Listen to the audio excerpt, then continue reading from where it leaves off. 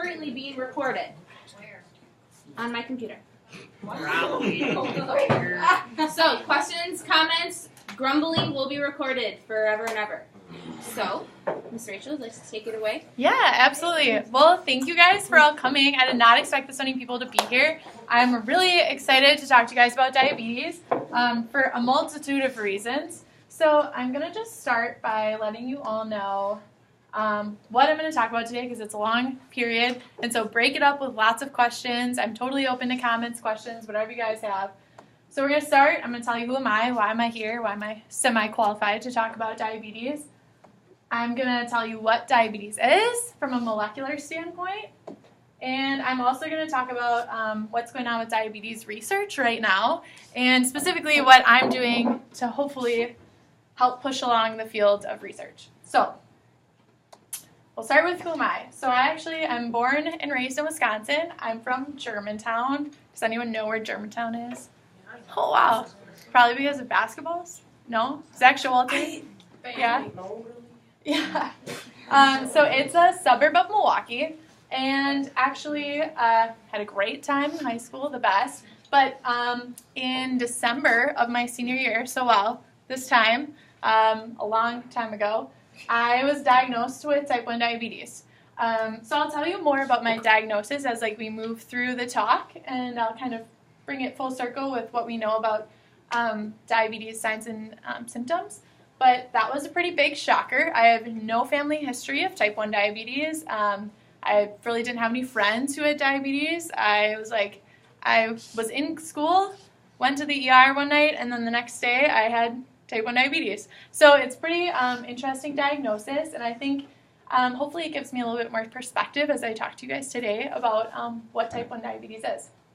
Anyway, I was going off to college. I decided to go to UWL. Has anyone been to La Crosse? Yep. Yeah?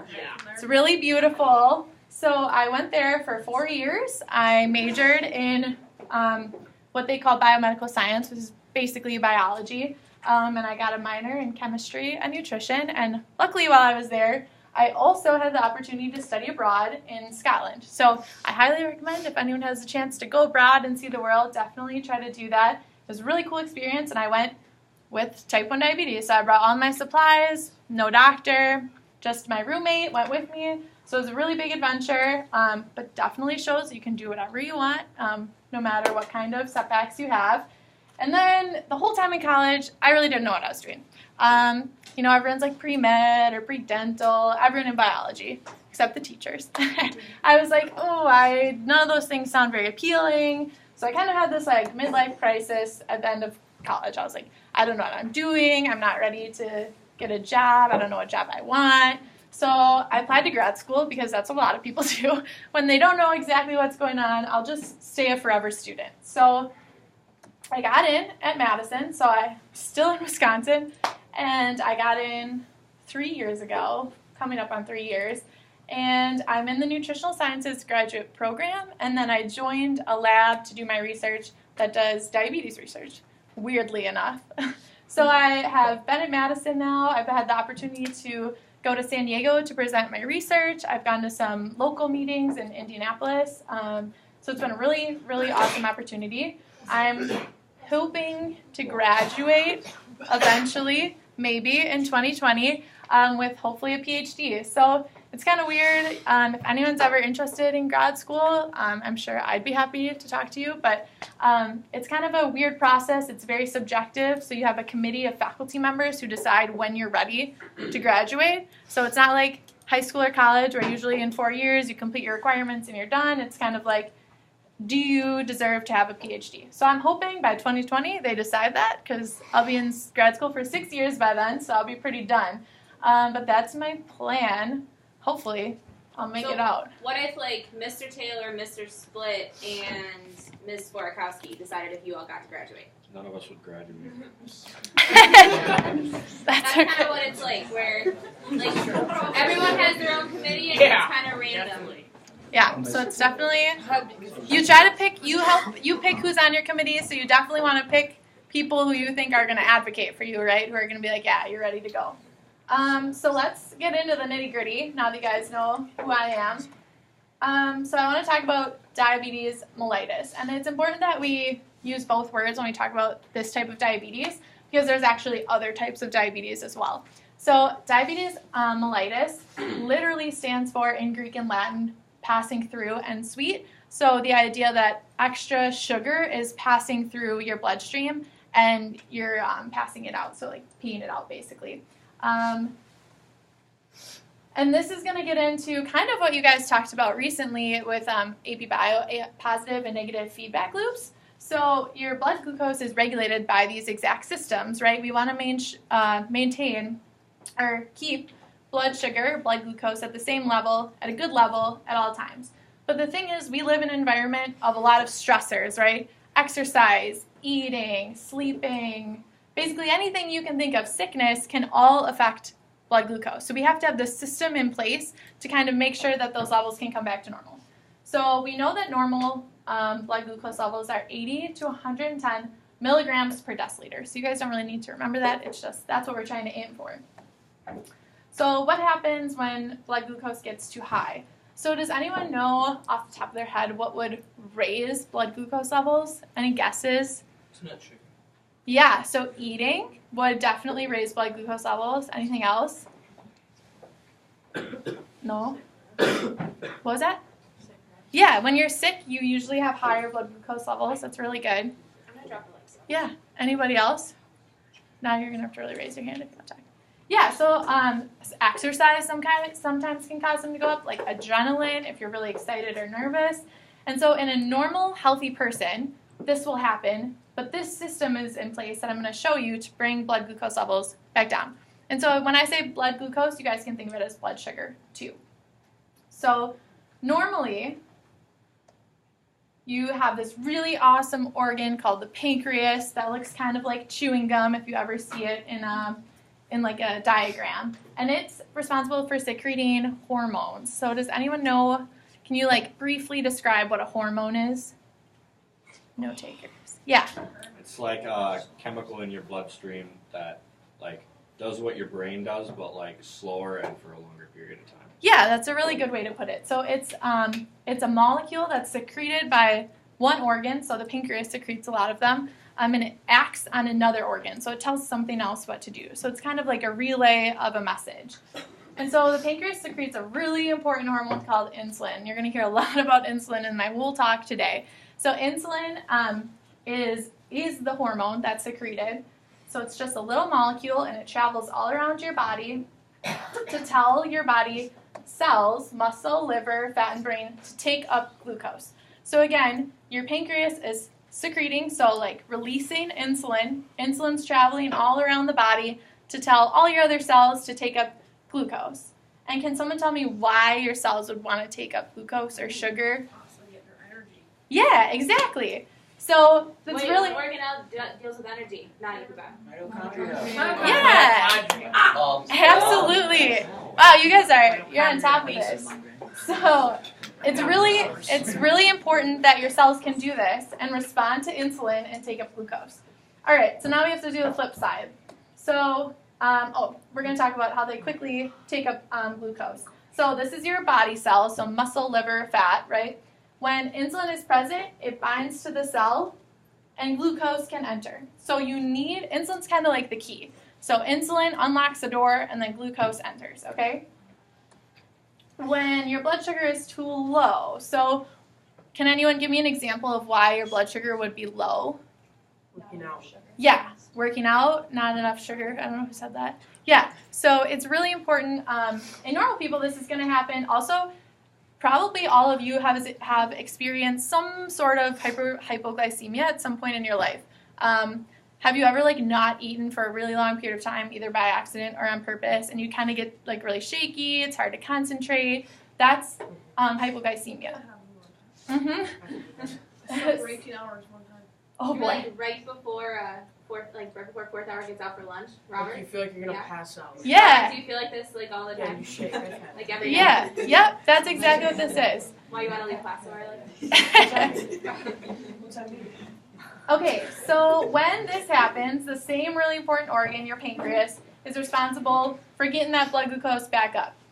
So And now, instead of secreting insulin, it's going to secrete glucagon. So glucagon is just another hormone, so a secreted molecule. So the pancreas releases glucagon. It travels all over the body, but this time it specifically acts on the liver. So the liver is another really important organ, and it stores excess glucose. So when glucagon, the peptide, the hormone, is released, it tells the liver, break down these stores of glucose because it's too low. We need to raise blood glucose levels back up. And the stored form of glucose is glycogen. So there's a lot of G words. It's confusing to everybody in the field, so don't worry if it's confusing to you.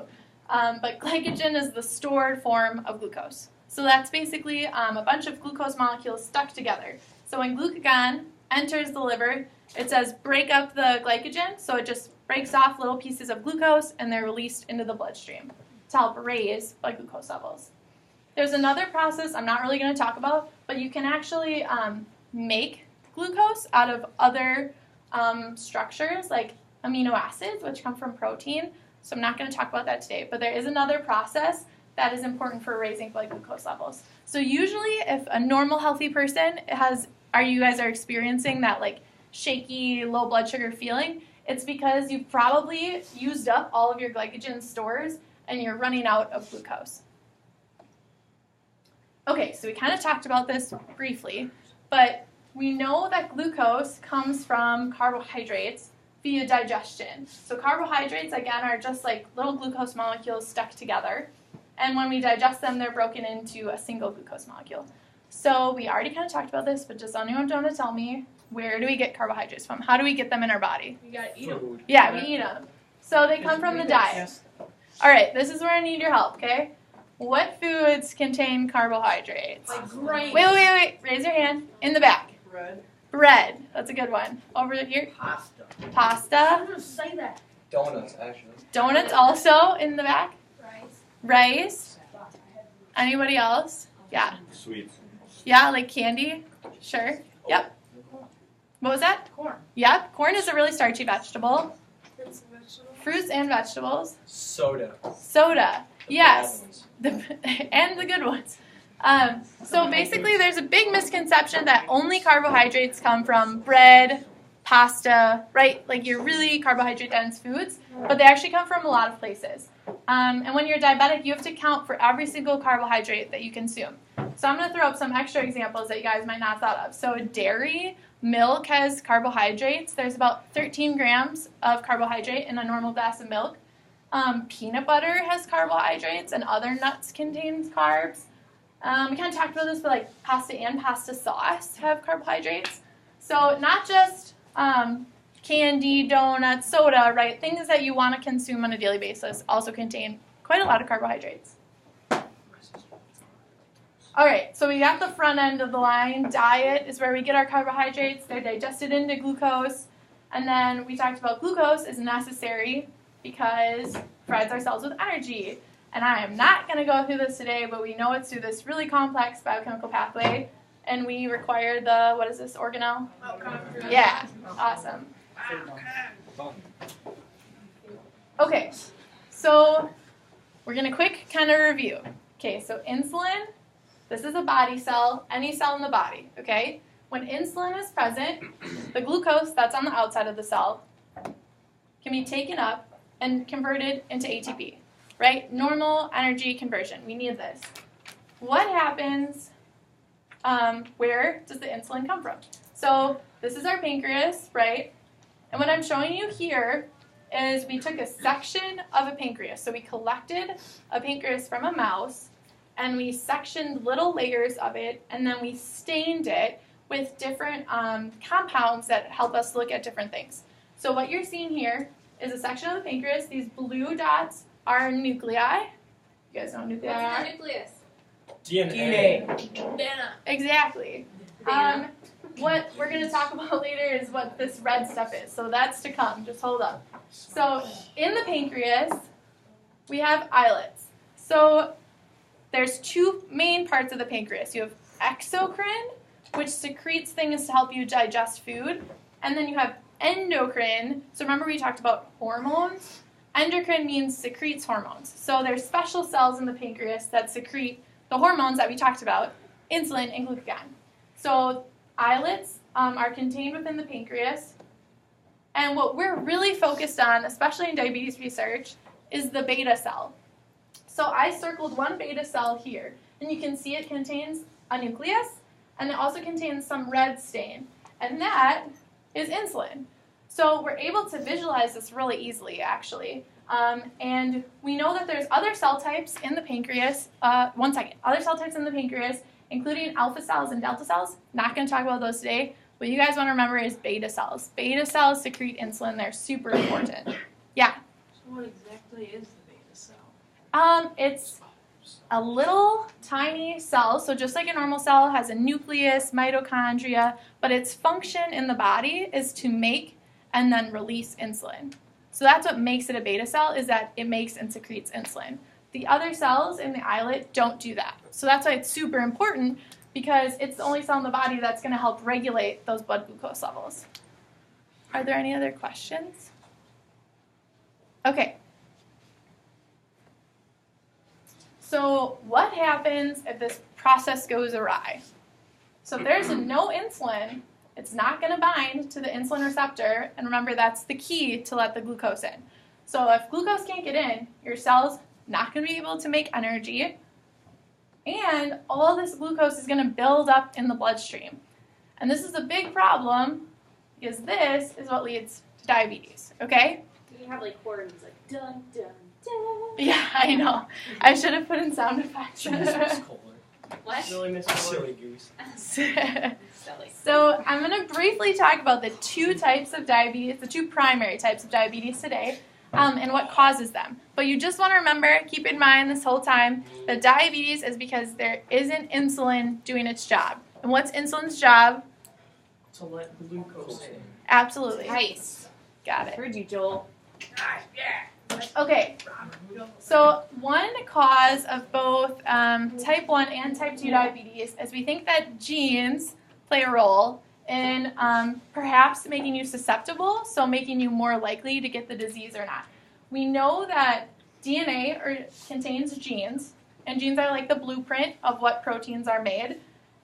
So we know that if there's an issue with your DNA, then there's going to be an issue with the mRNA, which is like the message protein, or the message RNA, and then there's going to be an issue with the protein that's made.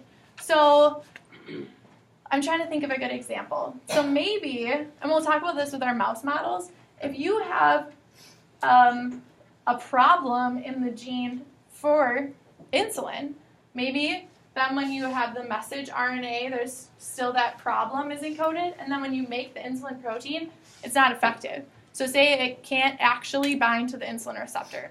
So that's where genes may play a role in your susceptibility to getting a disease. Okay, we're going to start with type 2 because it's not really what I study, but it's still really important. So in type 2 diabetes, the primary difference from type 2 and type 1 is type 2, you make insulin. Your pancreas and those beta cells are still pumping out insulin, but it's kind of the rest of the body that's actually the problem. So your other body cells, like fat and muscle, that really need to take up glucose are resistant, so they call it insulin resistant, to insulin's actions. So insulin is there, it's trying to let glucose in, but for some reason the cells aren't responding, so they're still not able to take up glucose. You guys often probably know this, that it's diagnosed in adulthood. I just mentioned that genetics plays a component, and because it is so common to be overweight and have that be a cause of type 2 diabetes, that diet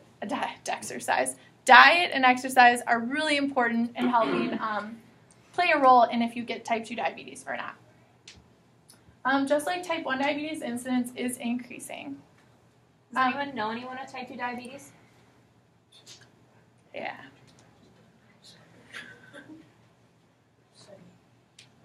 Okay, so I'm going to just quickly, again, talk about what insulin resistance is. So those insulin receptors on the body cells. So this is not necessarily a problem with the beta cells. The beta cells can still be secreting insulin perfectly, but those other cells that need to take up glucose aren't responding. So that's shown here, right? The insulin receptor is here, insulin is here, but for some reason glucose can't get into the cells.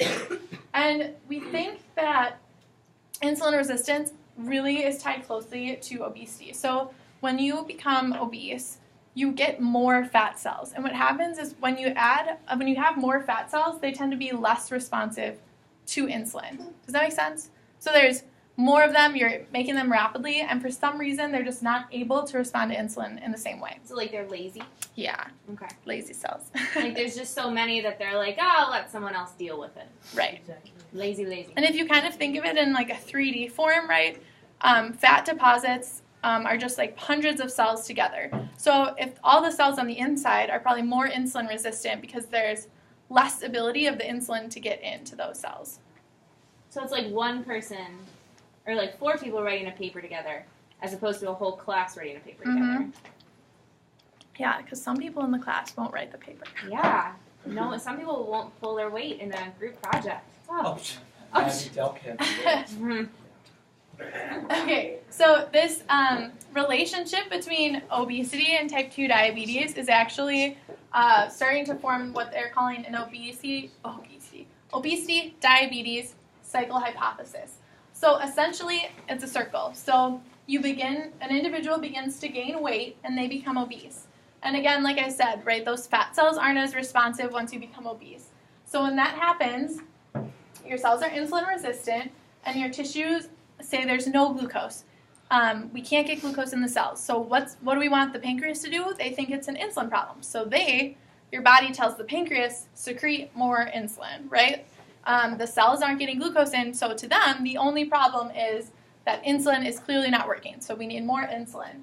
And when that happens, insulin actually leads to more fat storage. So it has multiple roles as a signaling hormone. So it not only tells cells to take up glucose, but it also tells them to store glucose as fat. So now you have this cycle, right? You increase the amount of fat cells you have. Those fat cells don't respond to insulin. Your body responds by making more insulin, and insulin tells your body to store more glucose as fat. Does that make sense? Mm-hmm. So it's kind of this really big cycle, and it's really difficult to break, actually.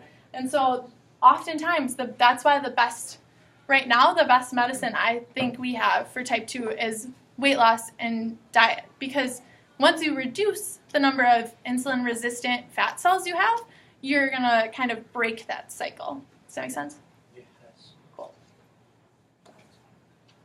Okay, so that's kind of illustrated here in like the best regimen for treating type 2 diabetes. So diet and physical activity should be the first step.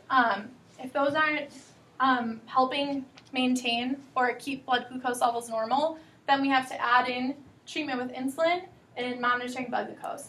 But so I just want you to remember for type 2 diabetes, the first line of treatment is diet and exercise. And when those aren't cutting it, that's when we turn to drugs. So insulin and other drugs and monitoring blood glucose. No questions so far? Everyone doing okay? You're doing good. Do you think people always listen to the diet and exercise? No. I don't think so. Me personally, no. So some people would, or I would say a lot of people would rather take the easy way out, right, and just try to take drugs for it, as opposed to doing what they should be doing. Yep. I do know. So these are some of the drugs. So we already talked about diet and exercise and weight loss if it's necessary. But there are a lot of drugs on the market to treat type 2 diabetes. So I'm sure a lot of you who know someone with type 2 diabetes might know of some of the drugs they're also taking. And basically those drugs aren't targeting the cells that are the problem. So what are the cells that are the problem? The ones on the Yeah, the body cells. But what all the drugs target are the beta cells. So what they're doing is it's not really solving the problem, it's just compensating, right? So there's drugs that stimulate the pancreas to secrete more insulin.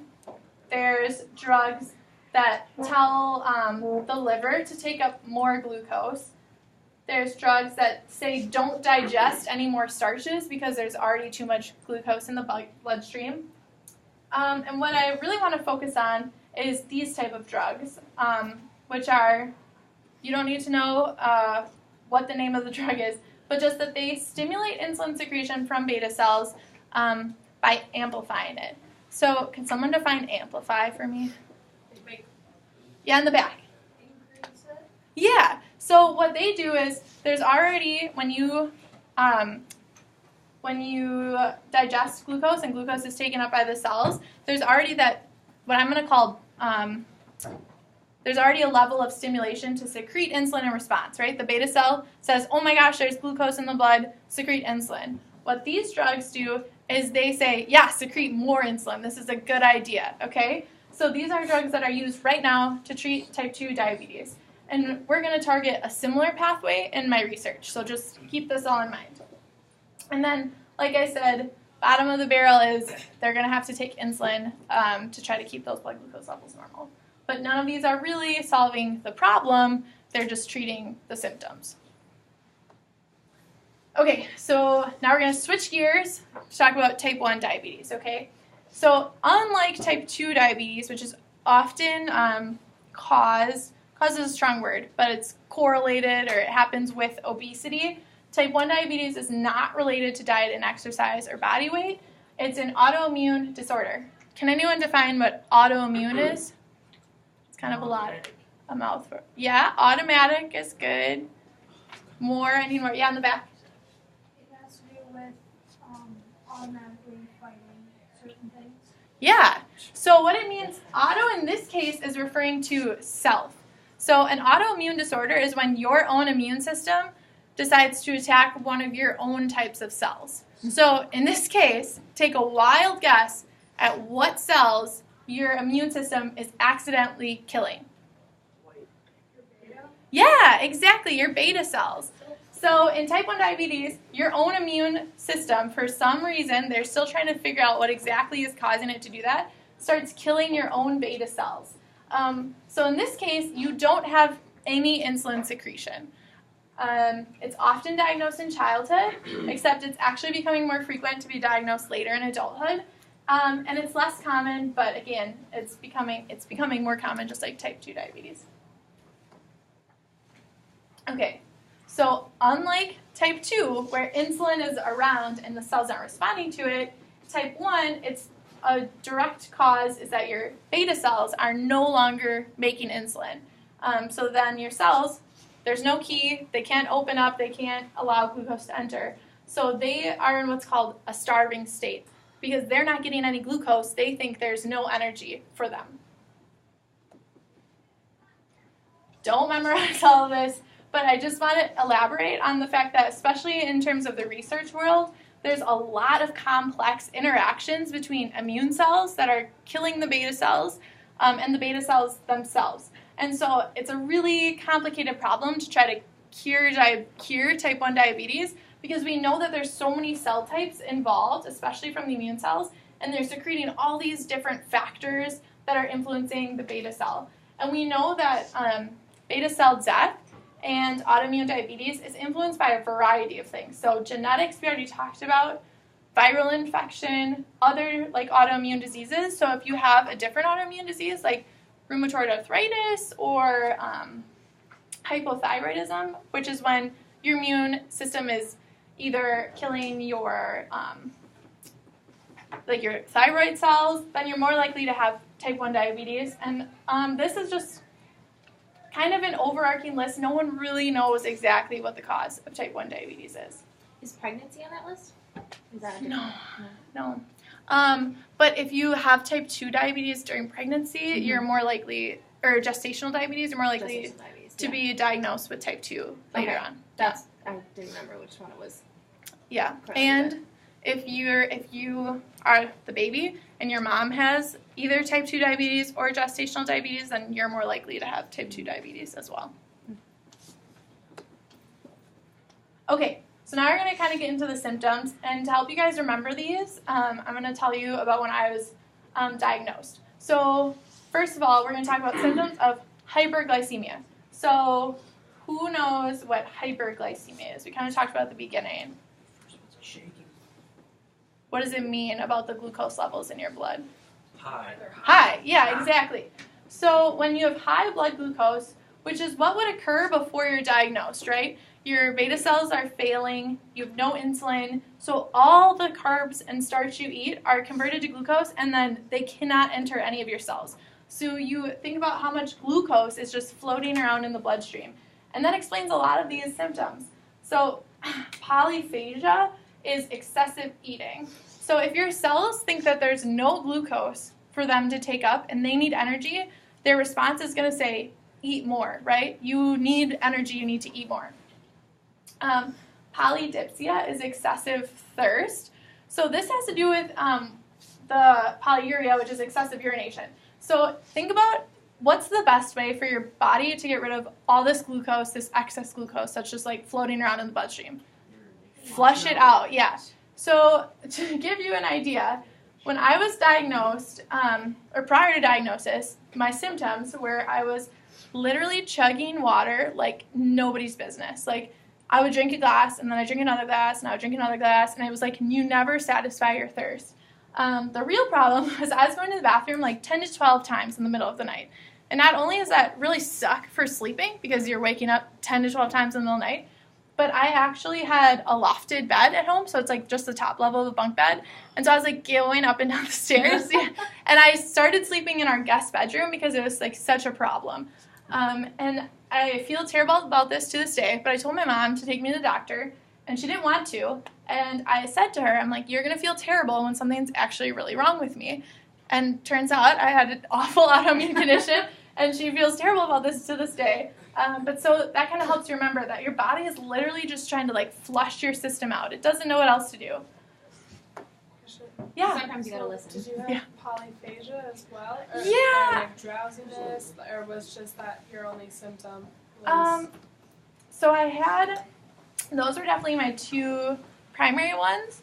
I actually didn't notice the tiredness, but I know someone who's a sophomore in college who just got diagnosed with type 1 diabetes, and that was a huge symptom for him, was like he was exhausted, like couldn't drive his car, like tired.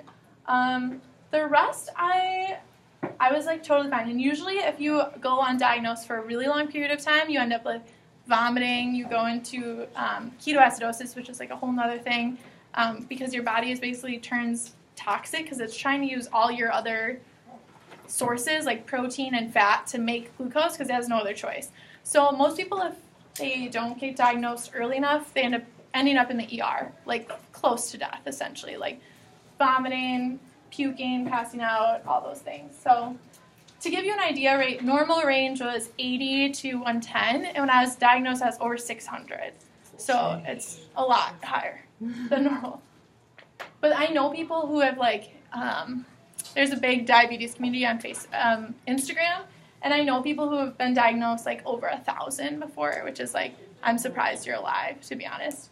So yeah, it really depends on person to person. And I think that's kind of a lesson for you guys when, like, because extreme tiredness and like drowsiness and drinking a lot of water, like a lot of you guys do that, and a lot of you guys complain about being tired a lot of the time. And so I think I have a story, which I'm sure I will tell you guys at some point, about my parents and like not really listening to me, in a medical situation. And you guys have to figure out how to be advocates for yourself. And obviously everything turned out okay. But, these are those moments where like your body is telling you things, and the symptoms that you have are there for a reason. It's like when you guys start to feel sick, your body tells you to be tired so that you can go and be in a restful state so you can get better. And so that's kind of like what they're doing here, saying you need to settle down, you need to be restful so that your body can get better. Except in this case, it can't really get better. It's trying. It's trying really hard. It's trying its absolute hardest. Okay, so there's this really unique aspect of type 1 diabetes that I just wanted to touch on, and it's called the honeymoon phase. So I'll explain it as I talk through this graph. So on this graph, I have beta cell mass, or you can just think of this as like the number of beta cells, and blood glucose. So normal, healthy people, they have plenty of beta cells that are functioning well, and their blood glucose levels are normal. What happens, right, due to some unknown cause we haven't really figured out yet, whether it's genetics or infection, leads to beta cell destruction. And so therefore, your number of beta cells goes down, and your ability to maintain blood glucose goes away. So your blood glucose goes up. And usually, at some point, once you don't have enough beta cells to maintain blood glucose, that's when you have all those awful hyperglycemic symptoms, and you usually, hopefully, get diagnosed. And what happens at diagnosis, they're going to put you on insulin therapy. So they're going to make you take insulin every day after every meal for the rest of your life, okay? So what happens is at diagnosis, your beta cells kind of like, it's like recovery. They're working overtime. They're trying to pump out as much insulin as possible. Imagine, what's a good analogy? So like, imagine you are in the middle of like a war and your job is to like send out packages, okay? And all the people around you are dying and you're just still trying to send out packages. You're exhausted, right? All you have to do is get those things out. So what happens is, what if someone kind of cleared the way? It added more people to your group that was going to help send out packages. All of a sudden, everyone's feeling a little bit better. Things are going better. Morale is up. Yeah, everyone's feeling better. That's kind of what honeymoon is. So as soon as you start taking exogenous insulin or insulin from outside your body, your cells are like, wow, this is so great. We're doing better. Everything's okay. So you end up getting this, your blood glucose levels go back down, and you actually get an increase in beta cell number. So your beta cells are doing better. Everything's going great. And a lot of people, especially when they're first diagnosed, they think this means they're like going into remission, right? Like they're cured, everything's going to be okay. But the problem is your immune cells don't stop. They're going to still keep attacking the beta cells you have, even those extra ones that are formed. And so eventually you leave honeymoon phase and you lose all of your beta cells and your blood glucose levels are high. But that's why we just take extra insulin to keep those down. So basically at this point, now you are the pancreas. You give insulin, you figure out how to regulate blood glucose levels because you don't have beta cells to do it for you. Is there anything you guys have questions about honeymoon? It's really cool. A lot of researchers are really trying to target this period because you still have beta cells. So can they give you some sort of drug when you're in honeymoon that's going to allow those beta cells to keep growing, to keep functioning? Or, because they basically just want to prevent this decline. Okay, so the treatment plan for a type 1 diabetic is first and foremost insulin, right? Your cells aren't making it, that's what you need. So you have to take insulin via an external source, and that means you also have to meal plan. So we just talked about where does all your glucose come from usually? It comes from eating carbohydrates. So every time you eat a meal containing carbohydrates, you have to act as your pancreas and say, how many carbs am I going to eat? How much insulin should I give myself in return? And that's what they call carb counting. And what each person basically figures out throughout their diagnosis is called a unit to carb factor. But that's basically just how many units of insulin do I have to give per 1 gram of carbohydrate I'm going to consume. But it's different for everybody. So that's kind of a big problem when you're first diagnosed, is you have to figure out that for yourself. So it's a lot of trial and error. It's pretty difficult, but there's lots of great doctors that try to help you figure it out. The future treatment is kind of up in the air. For a while, there was an insulin nasal spray. I don't know if anyone heard anything about this. It has not made it past much of anything. It's withdrawn from the market. And now the real push in research is to transplant insulin-producing cells. So whether that be from your own stem cells that have been induced to be beta cells. That's what we've been talking about this week. That's why we're talking about Whoa. That's a big one. Or just, I say that's the primary push, is using your own cells, because then you're not dealing with like a transplant situation with rejection. But there is some idea of using other people's stem cells. But the problem with this is, great, you're putting new insulin-producing cells in.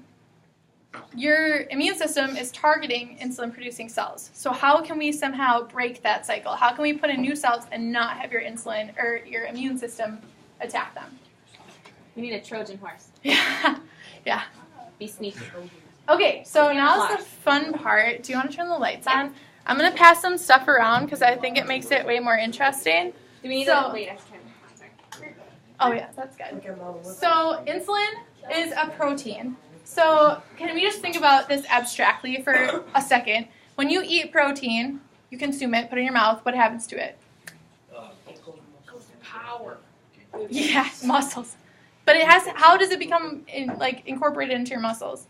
You have to break it down. cells. Yeah, you have to digest it.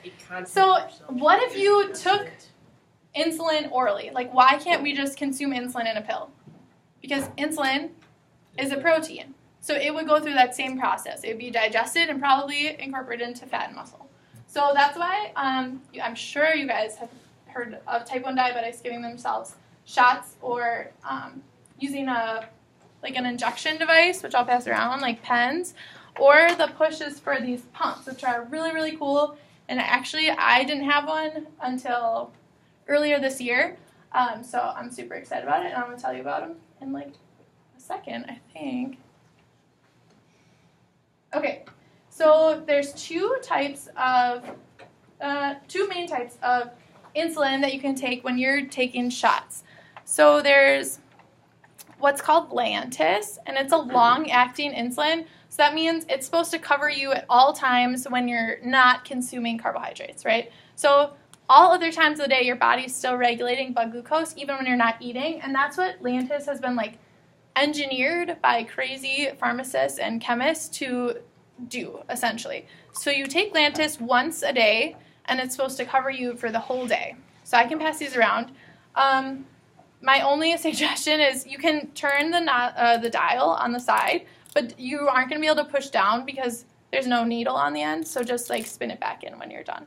Cool? Don't push down. Got it? Yeah. Okay. Because otherwise stuff's going to squirt out. It's just going to back up, yeah. Or just going to break it. Yeah. So don't do it. You can just turn it, but turn it back to where it was. So that's Lantus. And then the other type is short-acting, and it actually comes in a different pen. You can, I know for type 2 diabetes, they actually make special insulin pens where they mix long-acting and short-acting in one pen together. But for type 1, that's not the case. So you have to take your one long-acting shot a day, and then every time you're going to eat a meal, you have to use your short-acting insulin to cover how many carbs you're eating.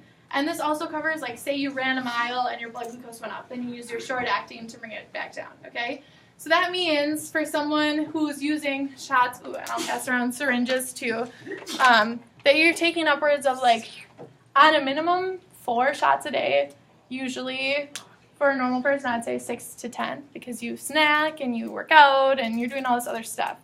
So I'll pass this around. Yeah. So every time you just eat like a little snack, you have to. Yeah. Oh my gosh. There is some exceptions, especially when you're in honeymoon because you have those cells are now trying to create a little bit more insulin. So I know when you're in a honeymoon, you can eat a small snack and not have to take a shot. But for the rest, you have to. And like low carb snacks, you can sometimes get away with not taking shots. They told me when I first got diagnosed, the nurse was telling me this story about how not to consume only low carb snacks because this teenage guy would come home and because he didn't want to take a shot, he would eat like 6 hot dogs because he was like, oh, it's low carb, I can eat that. But that's not good either. No. So don't do that. Okay, I'm going to show you this.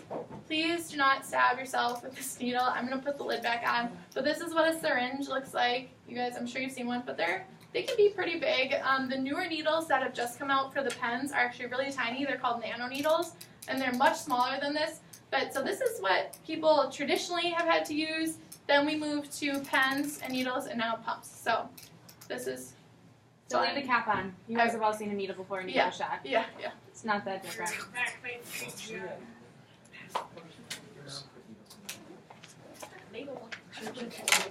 Okay.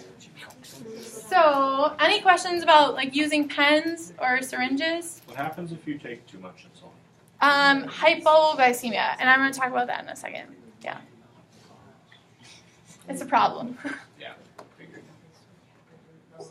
Okay, I'm going to go back and talk about pumps. I think this is when I was going to talk about it. So, traditional pumps have a control thing that looks like a pager. Have you guys do you know what pagers are? I don't think they know what Yeah, firefighters are famous. Yeah, firefighter. Okay, so it looks like a pager, and then there's a tube that has the insulin in it, and then it goes to what's called a port on your body. So essentially, the needle, you use a needle to put a tube in your skin, so it goes in your skin, and then the needle retracts. So after you do that initial step, you just have a little tube stuck in your skin, and then you can control how much insulin is released using the, they call them PDMs, personal diabetes managers. So just typing it in. Like a PDA. Yeah, it is. Cute. And so with this type of treatment, it's actually different. So once you're on a pump, you no longer use the long-acting insulin. And that's because the pump is supposed to act more like your pancreas. So your pancreas does not have long-acting insulin. It just has one type of insulin. And so when you're on your pump, you set a basal rate. And your basal rate is basically how much insulin it secretes all day long, just a little bit at a time. And that's what your body does, right? Your beta cells are just secreting a little insulin all the time. And then you have your what they call bolus. So that's essentially when you eat, you say how many grams of carbohydrate you're eating, and it'll bolus you your extra insulin. So does that make sense? So when you're on the pump, you only have fast-acting insulin. Does it have like a little button for like, I ate now? Yeah. Okay. Yeah. So I can show you guys. So I'm super, super excited. So I just started the Omnipod, which is this one. And it's the first tubeless pump on the market. So it's really exciting. And that was kind of my drawback about getting a pump is like this sounds very inconvenient. So think about, it's basically, the tube is much longer than this. It's like people like wrap it around and like do crazy stuff with it. But you're constantly always attached to this little like pager device. So like when you wear a dress, what do you do with this part? When you are swimming, this part is not water safe. What do you do with that? So when you're showering, you can't take that in the shower. So you end up having to disconnect a lot. You have to sleep with this on. A lot of people just like unravel their tubing and like put it in the bed with them and sleep. So that was like a big problem for me. I had heard of people like ripping them off on doorknobs by accident because you basically have this tube connected to you. Yeah. So this is like, ooh, no tubing. And it's really cool. So what they come like is like this, and you can wear it for 3 days, which is the same amount of time before you have to change this part of the pump is also 3 days. And that's just like a medical standard because having a tube or something inside you for 3 days is the longest before it puts you at increased risk of infection. Sorry, I feel like I keep forgetting about you guys over here. So this is the Omnipod pod part, and it basically, I'll pass around so you can see the size, and you use this syringe that's in here, and you just fill it with insulin yourself. And I also am going to pass around this one. It's used, so don't take it out of the bag, but I just want you to see how the size of the tube. So after 3 days, I ripped this part off, and this is the tube that was inside me. So you guys can see like how big it is. It's not that big. You don't feel it. It's pretty sticky. That's probably the worst part. They're like really stuck on there. I mean, they don't want them falling off. So this is waterproof. So it can go underwater. You can go scuba diving. You can shower with it. Yeah, way more convenient. So imagine, like, for those of you who maybe you guys have to get medications, like, from your pharmacy or your family members do, think about, like, usually they're, like, a month prescription, maybe, like, 3 months prescription. Imagine dealing with a big, I mean, besides daily and, like, all the time monitoring, imagine doing something every 3 days, your whole life. Yeah. For the rest of ever. It's a long time. Yeah. Yeah. It's pros and cons because for me, I struggled also with, now this is on me all the time, right? Before, I was just taking a shot when I ate, and then diabetes went away, and then I was me. And now I'm like, I am diabetes, you know? So I know a lot of people who've had diabetes, type 1 diabetes, a really long time, and they're sticking with pens because they just like it, they're used to it. But this is also super helpful because you can do a lot of really fancy things with it. So I'll show you guys. This is my really cool PDM. It looks like the oldest version of the iPod that ever existed. Or a BlackBerry. Yeah. And it has like really ridiculous buttons and technology. But so, okay, let's think for a second. We're doing pens or syringes. You take your 1 shot of Lantus a day, and that's it. You don't really get to control how much insulin is there. And you take your shots for food. What happens if you decide not to eat what you said you were going to eat? Now you have insulin on board. What are you going to do? This thing is super cool because I can say I'm going to work out. And I can say give me however much % less insulin than you have been. So I can set what's called temp basal. So it's going to give me less insulin when I'm working out. If I decide, oh, I gave myself insulin for this food, but it doesn't taste good because let's admit that happens all the time where you're like, oh, I want to eat this. And you take 1 bite and you're like, I'm not interested anymore. Then I just press cancel insulin delivery and it will stop delivering insulin. So it's really, really, really cool. It provides a lot more flexibility. It's awesome. But it's also on you all the time. So it's a little different, but I think it's pretty cool. What's the like cost differences? So usually pens are cheaper. There's a big cost up front with the pods or any sort of pump actually.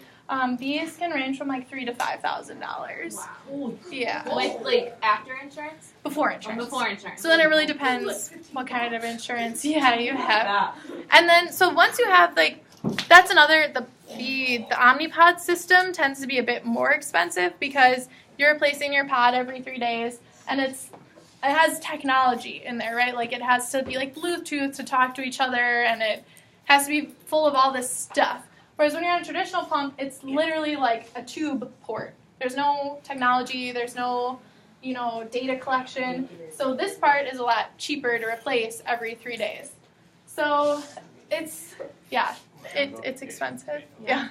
They do, I don't know if anyone else has a lot of medical needs, but you can get like, they ship it to your house like a 3-month supply. So it doesn't mean I'm going to Target like every 2 weeks, but it all depends. So. Or every 2 days.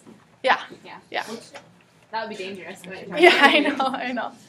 Are there any other questions about like using a pump? No? Is there like a reason they haven't developed like an internal thing? Like how they have pacemakers? Yes and no. Because you have to refill the amount of insulin. I think that's the main problem with something internal.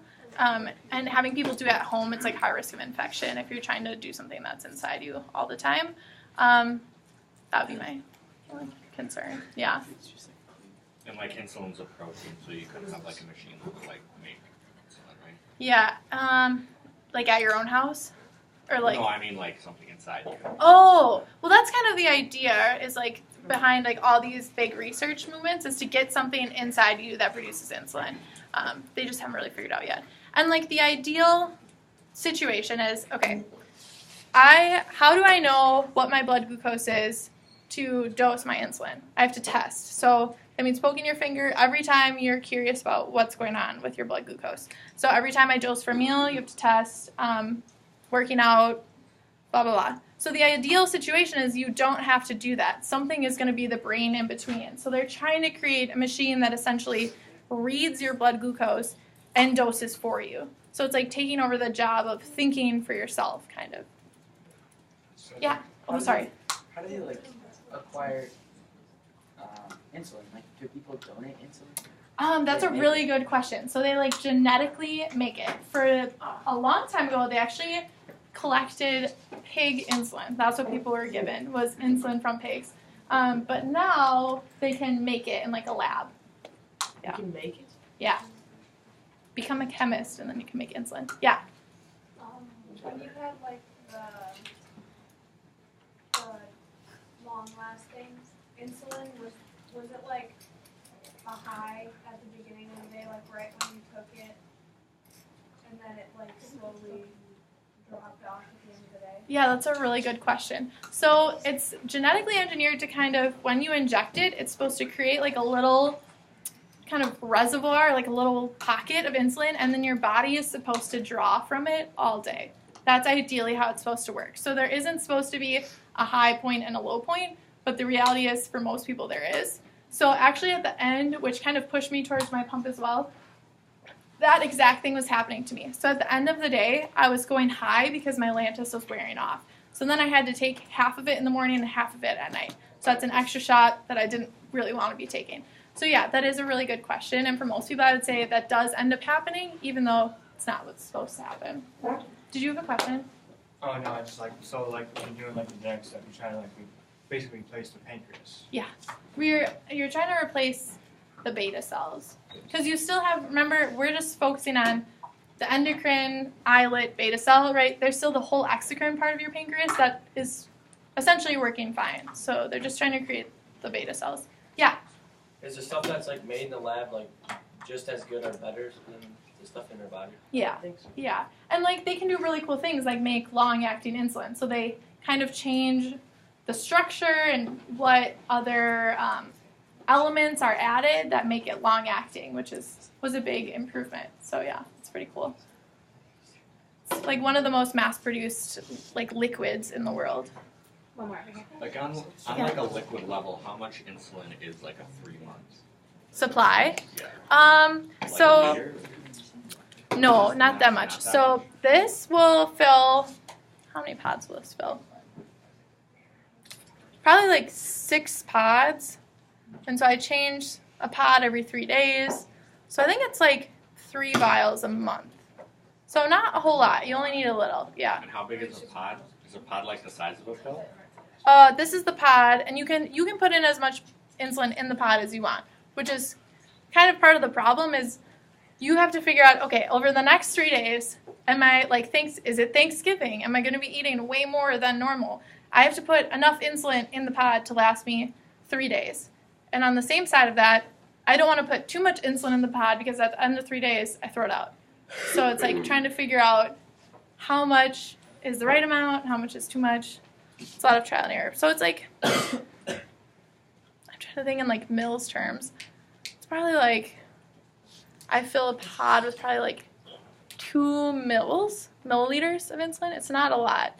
Yeah, it's very little. 2 of those from our lab, like 2 of those eyedroppers, the big ones. Seriously? Yeah. Is the only reason you take it off so that it doesn't get infected, like, would it keep working the same? Or, like, what would happen if you, like, left it on? So they create the pod to not let you leave it on over 3 days. So it makes this really obnoxious beeping sound, like ear piercing, like it's like ee, like that. Like fire alarm? Yeah. So you have to disconnect it. Like they talk to each other, and so you have to tell it, okay, stop talking to this pod, talk to a new pod. And it won't let you like just leave it on for another 3 days. Is there like an emergency survival setting that if you like You know, crash or something? I wish, but I don't think so. Yeah. That sucks. Yeah. That sucks a lot. Yeah. And you can't like oh sorry, yeah. Does the PDM have like a thing that tells you if your insulin in the pod is getting low? Yep. So this one will tell me if it's like a battery meter? Yeah. So it says you have more than 50 units of insulin, and then after 50 it'll count down, and then it'll like blink low when it's low.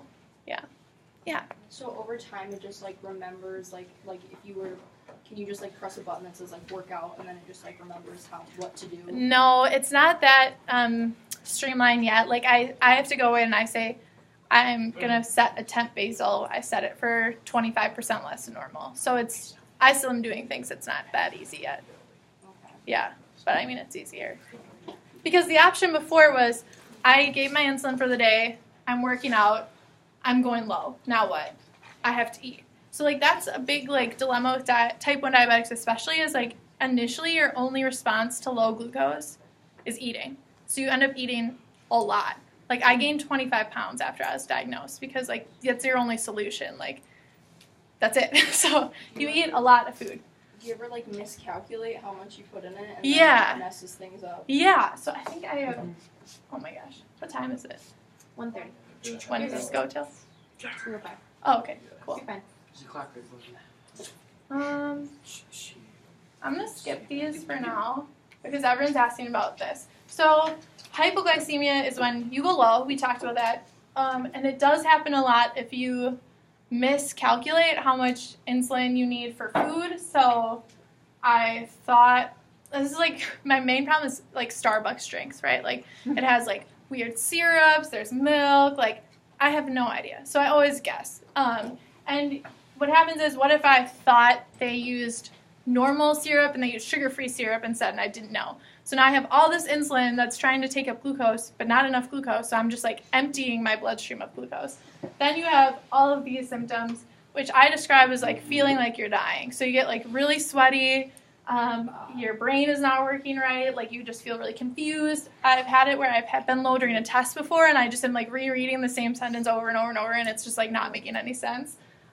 Dizziness, irritability, but yes, I would say sweating, dizziness, and confusion are like the main 3. And this would happen, so again, normal is like 80 to 110 mils or mgs per deciliter. If you get below 70, that's considered low blood glucose. I have been, last weekend, 33 before. That I was riding with Leah and I was low. Okay. And yeah, so you can get pretty low. The problem with lows is that the more lows you get, the less responsive you usually get. So in the beginning, I would be 70 and I would feel all these things. now I'm 60 and I feel all of these things. So you get less and less responsive to how low you are. And eventually you would pass out if you're too low. And that's where glucagon comes in, so I'll pass this around too. So remember, way back in the beginning of the talk, I talked about those hormones.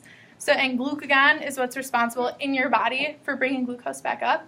And that's what they use to treat you. So if you guys know anyone with type 1 diabetes and they ever pass out, you have to treat them with glucagon. And essentially, you put the solution in here, you dissolve the pellet, you draw up all the solution, and you just stab them and inject it all. And what it does is it releases all of your glycogen stores and it causes glucose to rise.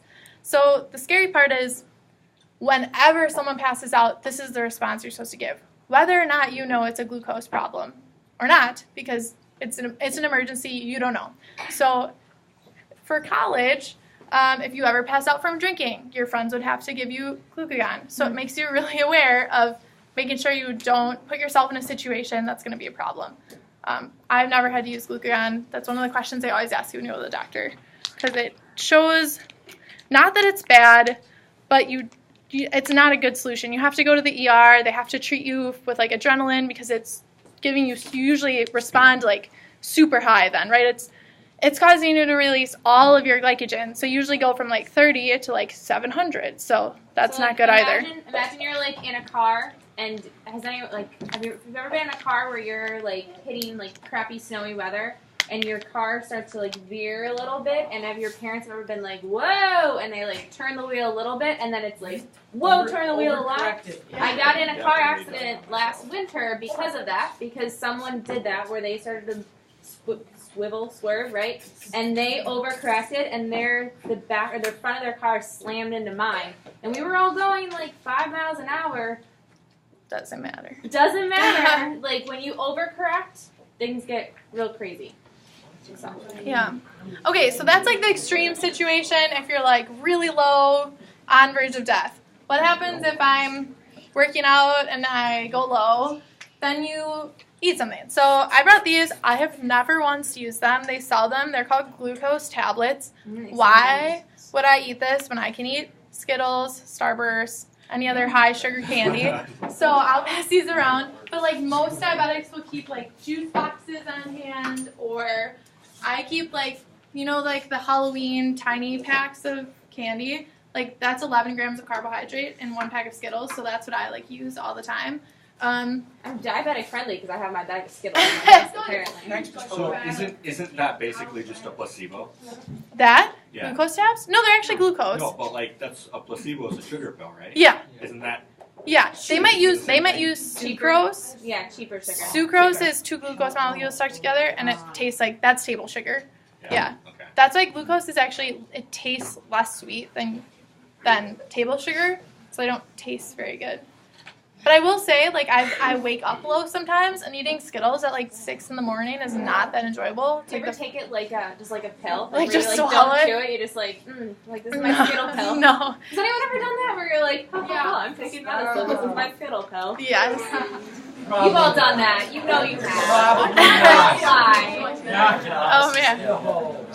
Okay, so is there any questions about treating lows,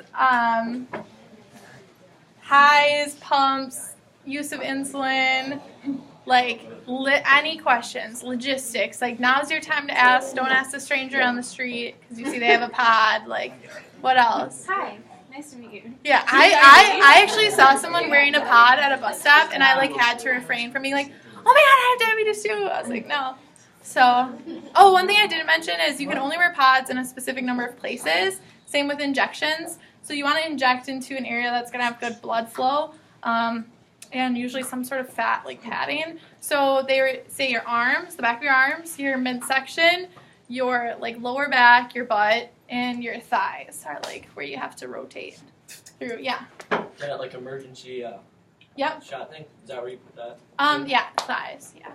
So when I was the week before, like we all started school, I had like teacher health training, and so they taught us how to use that shot. You have one like on like. No, the people carry them. Yeah.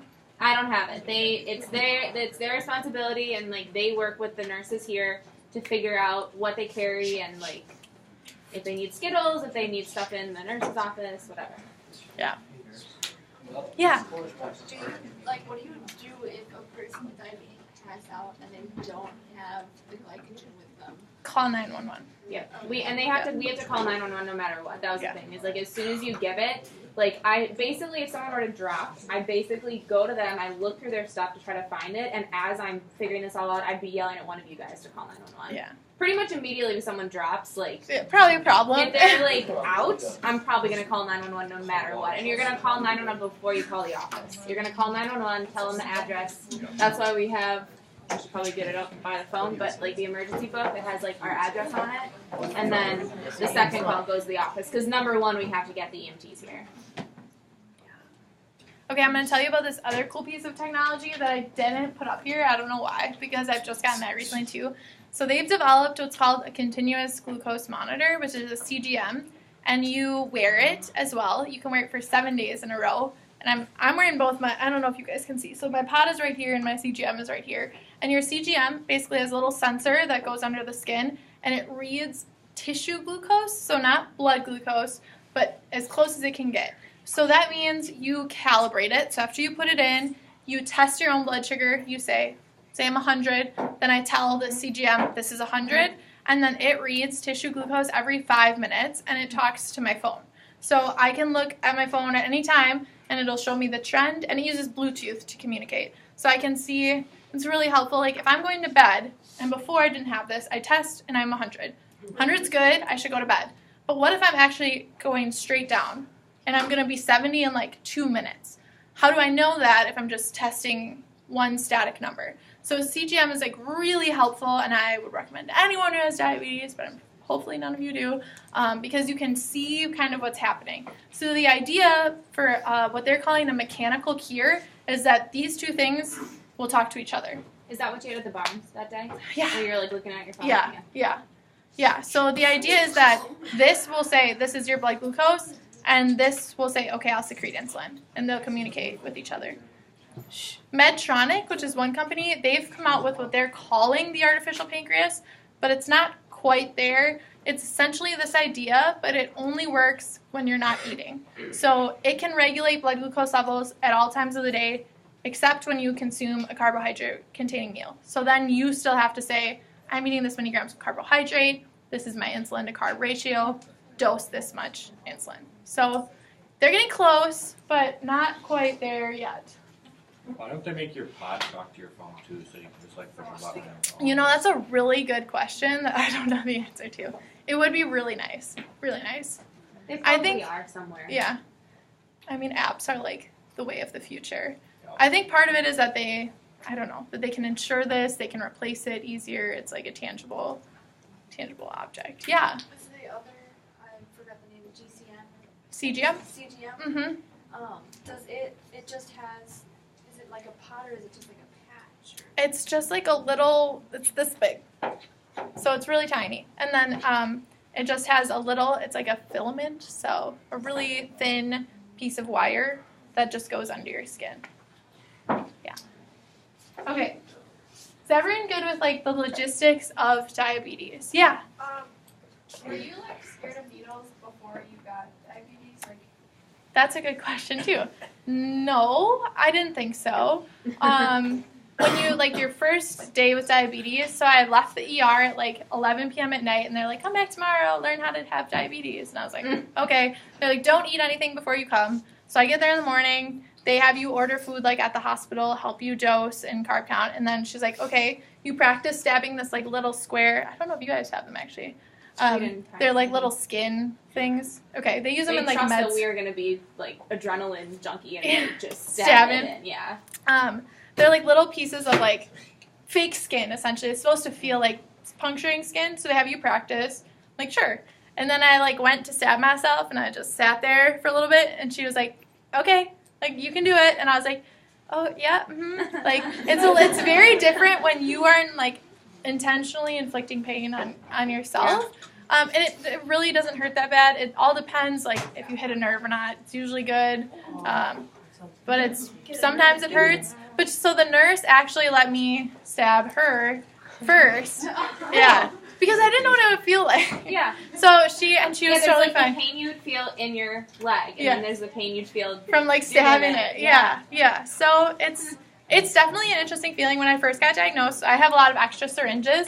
So I would make like because everyone asks, does it hurt? And I'm like, why don't you just do it yourself? So I usually would just have people like stab themselves once in the arm.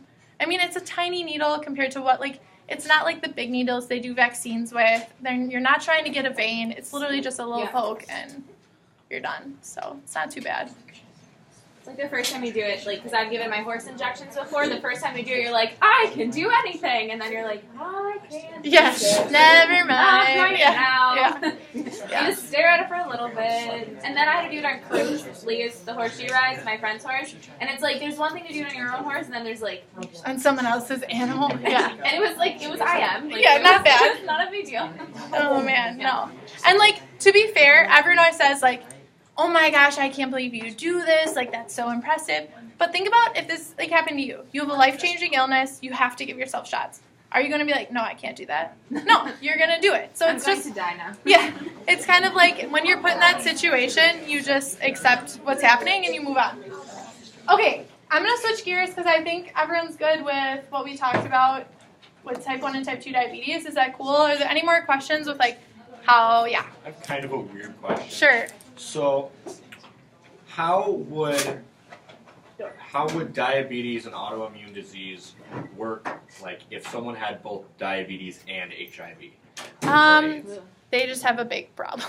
So basically, would the AIDS kind of like make the HIV, or would the AIDS make the diabetes not matter as much anymore? No, it would just compound the problem. So basically, it's additive. It's not.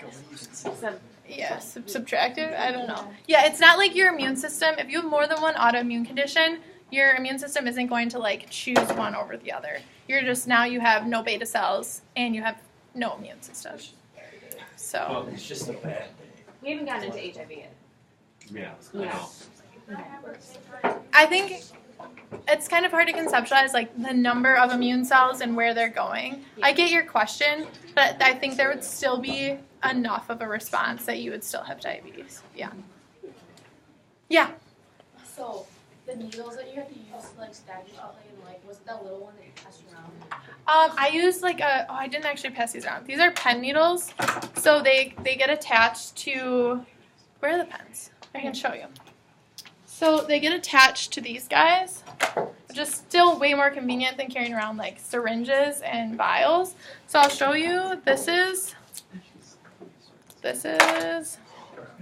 what I used initially, which is essentially the same size. I don't know if you guys can see this. It's essentially the same size of the needle that was on the syringe. So it's pretty big. Like, I don't know if you guys can see this. It's like half a centimeter, maybe? Should we use the doc cams? Oh, We just used the doc cam this week, so they're all very excited. okay. Yeah, I put space for that. Well, that's that. That's extra savvy. Does all teachers have that? I don't know. I'm pretty sure they don't. I don't. Like, here's my thumbnail. Oh, go further. Not even. There we go. Do a J? I can't. We still Oh, it's over the black. Over the white. Put it on the white Where's paper. the light? Put a white piece of Like paper. the light's right there. That's so cool, actually. Ready for this? Oh, there you go. Yeah, that is sizable. That's actually. Okay, now I'll use the other one. Okay, that was the original size. And then they've actually come out with nano needles, which are pretty sweet. They're really little.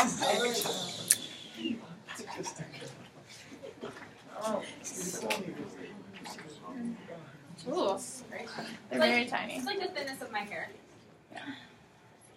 See, Allie? Is it on there? Those guys are tiny. Allie Okay, doesn't see right it. on the tip.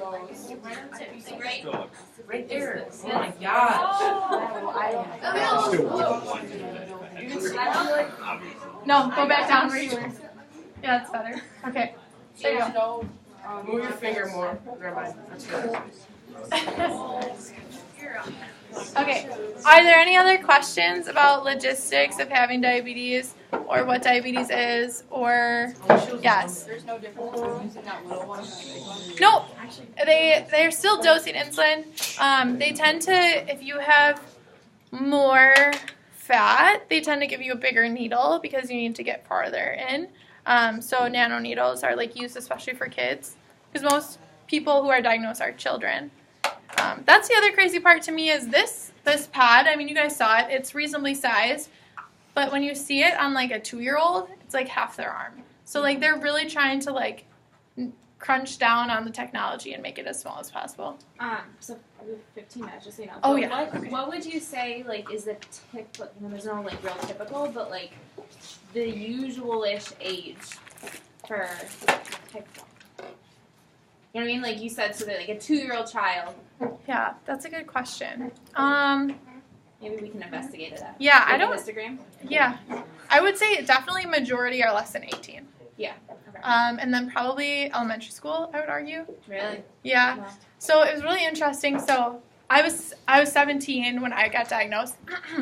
And so I still went to Children's Hospital, and they make you take like a diabetes class with your whole family to like everyone understands what it is and how to treat it. And I was in the class with like 2-year-olds and 3-year-olds who were diagnosed. And it was definitely very eye-opening because I don't really get a right to argue when they still have, you know, I had 16 years of life on them, normal, and now they're coming in at 2. And then imagine their parents, like you were pretty I was, very independent with it, and like a 2-year-old managing that. Anytime you hear about childhood diseases, I mean, it sucks for the child, but it sucks for the parent. Yeah, and you have to remember that, like, at some point, they had to go in and have something tested to get a diagnosis. So it's, like, really important, especially for parents, to understand signs and symptoms of hyperglycemia because there are, like, quite a few deaths that occur because children aren't diagnosed early enough. Yeah. So it's kind of crazy. Like, imagine, like, there's, like, babies, like, less than 1-year-olds diagnosed. Like, how do you know that? Like, how do you know your baby is peeing more than normal? I don't know. Like, I have no idea. Or how many of, like, sudden infant death syndrome is actually something else. Yeah. I don't know. Okay. So you guys can still ask those questions, but I'm going to try to switch gears and talk about how we're trying to research how it's, I wouldn't say how to cure diabetes. Our lab is more looking at how to help. It could be a cure, maybe, if it goes well. But essentially, how to help stop diabetes from getting worse. So I'm going to talk a little bit about what a research lab is. So in a research lab, you have what's called the principal investigator, or we call the PI, and that's my boss, Michelle. So she runs the whole lab. This is her. All the projects in the lab are under her supervision. And then she has grad students, so that's me. There's another grad student, Mike, that I work with. We have what's called a postdoctoral associate. So that's what you do after grad school. You get your PhD, your doctorate, and then you go to be a postdoctoral associate. Then I'll call you Dr. Rachel. Yeah, at that point, you get the doctor title. So I work with Jackie. And then we also have a lab manager who also is a research associate, and her name's Catherine. Would she have just like a bachelor's? Catherine just has a bachelor's, yeah. Okay. Yep. She's thinking about going to med school, so she's working in the lab right now so she can make money to save money to go to med school. That's a big deal is in between going to undergrad, if you want to do doctor stuff, you sometimes do your undergrad and then you'll take some time off. That's something that med schools look for now is you taking some time to be yourself. Get a little experience. Yeah, and not be like a baby going into med school. Yeah. Okay, and then we actually have undergrads. So these are students in college who work in our lab. I work specifically with Haley. Aaron works with Mike, and Austin works with Jackie. So that's not how it always goes. Some labs have just an army of undergrads, and everyone, they kind of do whatever. But in our lab, it works where we kind of have our own undergrads for our own projects. And then we actually have a high school student who comes and works with us at night, and her name's Adriana. So there's definitely opportunities, even summer or weekend, or if anyone's interested in research, I would say the earlier you get started, the better. So I didn't do any research at all until grad school. So I did my whole undergrad, did not touch a research lab, was not interested in research even a little bit.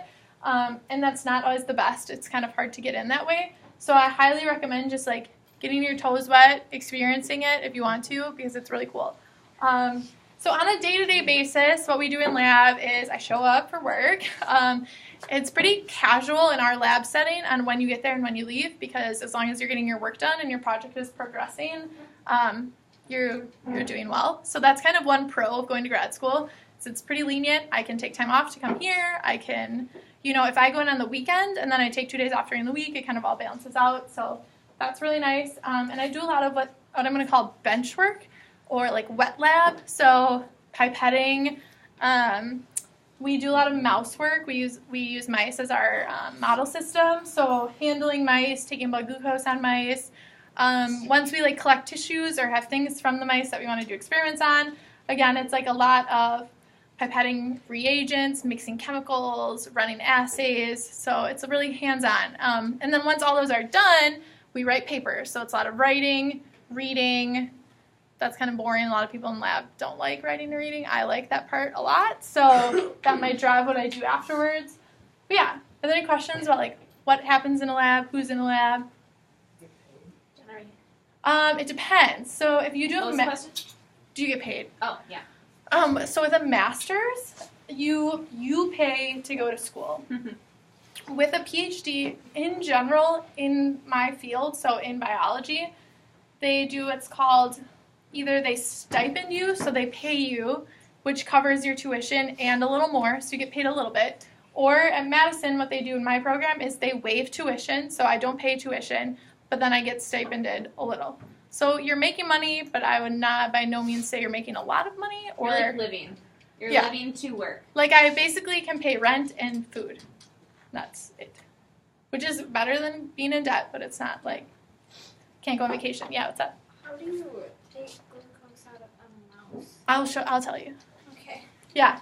Do you have another job, or is that all you Nope, this is all I do, yeah. It's usually 40 hours a week or more. So, and for your first 3 years of grad school, you're what's called a graduate assistant, and that's when you're taking a full load of classes plus working in lab. So you're working a lot of nights and weekends. So I had PhD candidate as my title, so I've passed what they call prelim exams, which are basically 2 big exams in the middle of your PhD that say, yeah, you're smart, you're going to make it, you're smart enough to go on. And once you pass those, then you just have research. So then it's basically a full-time job. I just go to lab Monday through Friday, 8 to 5 or whatever, and work. Does that make sense? So I'll probably talk about this, maybe not next week. At some point I'll talk with you guys about the details of the lab I worked in. But I was only an undergrad. Obviously I didn't do any graduate work because I did my graduate work in science education. So I worked only during the school year. I didn't work over the summer. I just worked mainly for actually one semester, a little bit before that one. And stuff you do as an undergrad is generally, it's a very tiered model. So PIs, principal investigators, are not going to give you more than you can handle. So think about your first day on a job. You're not going to get the biggest role ever in the company. You're going to start with little stuff. So at my job, and sometimes a lot of the time in undergraduate lab jobs, you'll start with washing dishes. Mm-hmm. That will be your job. And a lot of people get their foot in the door with getting into labs by starting off washing dishes in a paid position, and then they'll get given more labby responsibilities. Maybe you'll start to make more chemicals, and maybe you'll be able to run a few different tests or whatever. So I was lucky that I came into a lab and I immediately started doing science. I was unlucky, and I'll talk about this when we get into our genetic stuff. I was unlucky that my project I was on wasn't working at all. And so everything I did that semester was pretty much worthless, in the grand scheme of everything. Now, if we get into the logistics of science ends up being a lot of failure, and that's okay. But it really is something that your time in for 6 months, adds up to very little. Yeah, so it's hard. It's a lot. You have to be, which I'm not all the time, you have to be very perseverant and oh, this failed, I'll do it again. That's not fun after you do it 6 times. So it's definitely not something for everybody, but it's really cool to get the experience in it to decide, can I do this? Do I want to do this? Yeah. So do the undergrad students get credit for college? Yeah, so they can either do it for credit or for pay. And they'd rather give you credit. Yeah. Yes, do you want to do super, super brief what you do Yeah. the lab and then maybe just questions? Yeah. We have like 6 minutes. Yeah, I'm gonna fly through it. Okay. Don't ask a lot of questions about it. No, I'm just kidding. Okay, so basically, this is the idea. This is an islet. These are beta cells. These are the other cell types. We want to maximize beta cell function. I don't know why it says beta cell function again, but this is beta cell survival. This should be proliferation. Okay, we want them to grow, function, and survive, right? So in our lab, those are the 3 things we're trying to do. And we do that using a mouse model. So the mice I work with actually are white. They look just like this.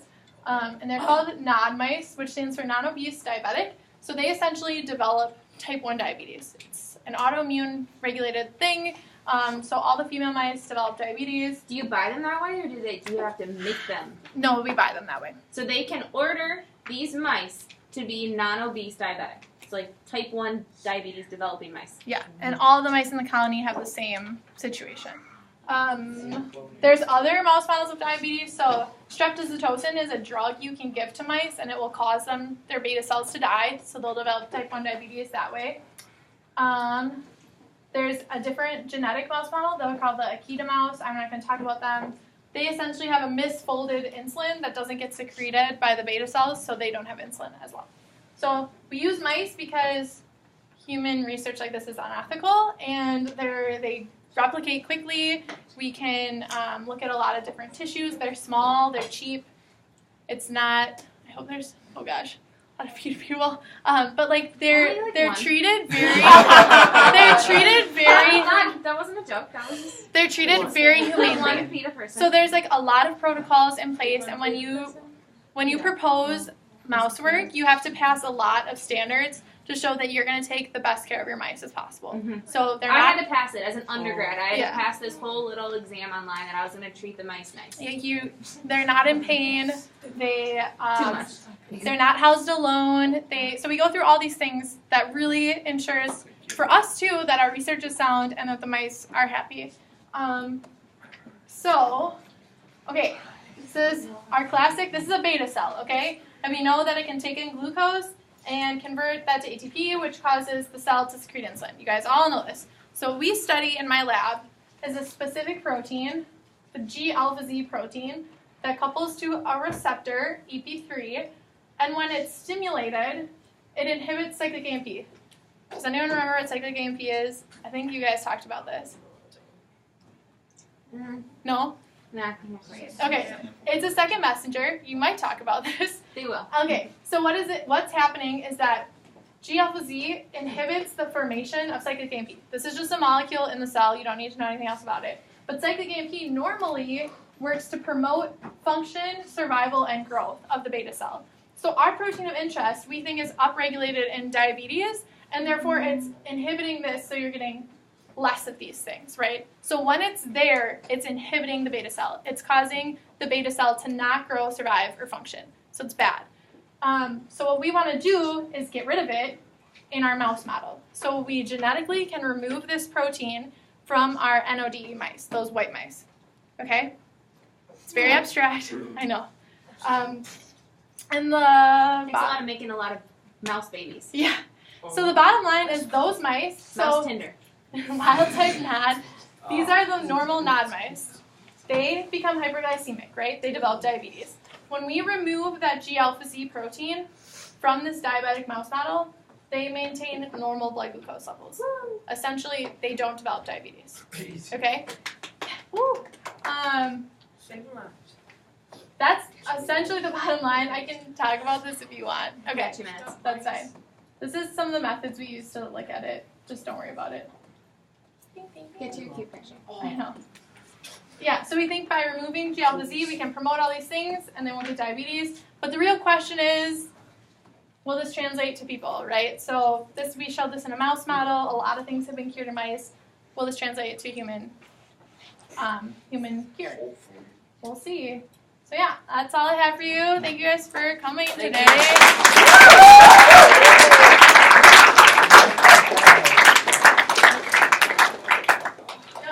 Are there any last questions? So on a Yeah. scientific level with the gene therapy, right? That's how you're getting rid of the protein? Yes. Okay. Yeah. Alex, you have a question?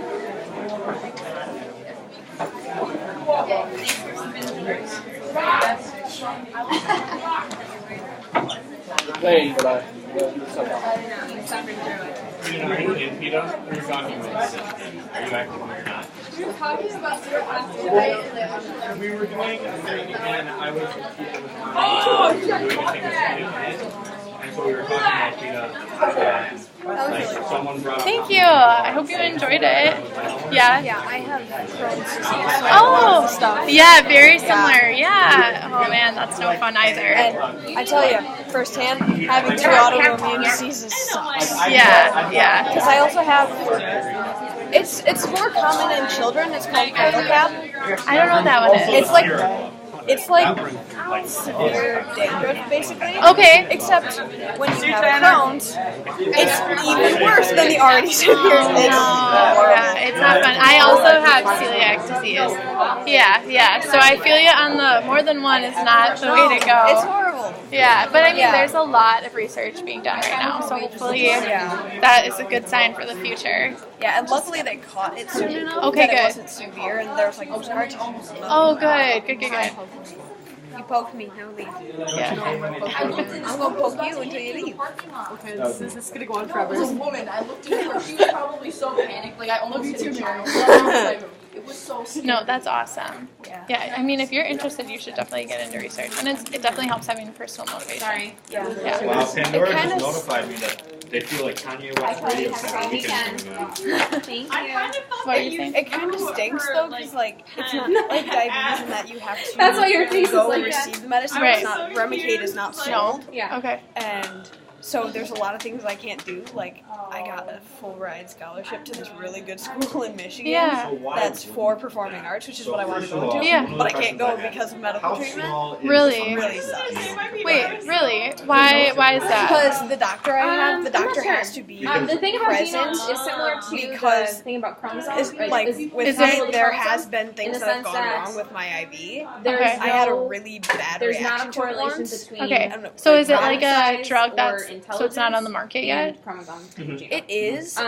Could you get I a don't different know. That's a position good in question. Michigan? I don't How know. difficult is it? I would The thing definitely is check that- into that if you want to Yeah. go. I mean, that's like my Find number out one thing. It's like which don't let it stop you from doing Oh, yeah. anything. No, You No, know, I don't like, plan on it. Yeah. I'm already going to a camp in Whitewater to make it. Okay, good. It's like legitimate acting That's pushing my camp. understanding of Yeah. therapy, For, like, but a week the and a question half, is which whether is or really not cool. those- Yeah. If those And folks have that same protein, I I've presume been they do told because a they're lot of related. times, like, But you can't, also, you know, you if have it's to be going to here. have You the can't same miss this rehearsal. And I strings of said, an effect okay, I'm missing on this the rehearsal. human gene- like, Cast on me and you'll humans versus see other mice. that I will still have the Yeah. breakdown before Yeah, Christmas. yeah. And that's usually the case. And Yeah, it's like, absolutely. you were gone. How do you still manage to know more than Yeah, this person? that's I awesome. don't know. It's on mice Yeah. first. It's To just, see it's if we really can funny clear to it see from people's all faces other, when you know you have a disability. Yeah, down the right. road, Yeah. And they know. Yeah. Yeah. And they Like think others, you have an their actual secondary legitimate effects. disability, Right. and they're just like, you know. Yeah, that's awesome. I'm so glad that you are doing great things. That's how it should be. Because it's like,